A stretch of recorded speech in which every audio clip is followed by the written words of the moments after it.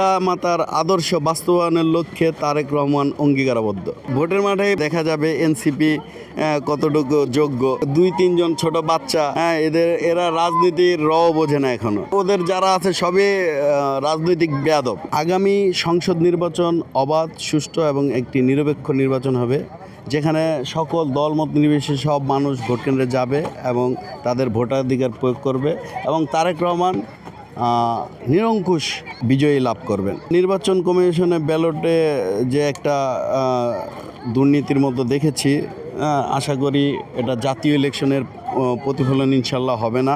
জাতীয় ইলেকশন অবাধ সুষ্ঠুই হবে আমি মনে করি, এবং বিপুল ভোটে জনাব তারেক রহমান নির্বাচিত হবে।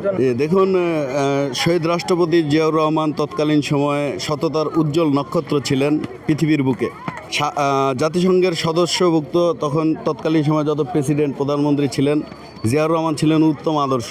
তার সন্তান হচ্ছে আপনার তারেক রহমান, এবং দেশনেত্রী বেগম খালেদা জিয়া মাদক এবং সন্ত্রাস দমনে ছিলেন বদ্ধপরিকর, এবং উনি সবসময় জিরো টলারেন্স ছিল। তার সন্তান হচ্ছে তারেক রহমান। পিতা মাতার আদর্শ বাস্তবায়নের লক্ষ্যে তারেক রহমান অঙ্গীকারবদ্ধ।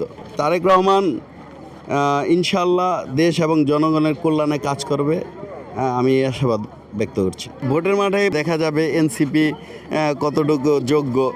2-3 জন ছোট বাচ্চা, এরা রাজনীতির বোঝে না এখনো। নাসিরউদ্দিন পাটোয়ারি, তারপরে নাহিদ ইসলাম বাদে ওদের যারা আছে সবই রাজনৈতিক বেয়াদব।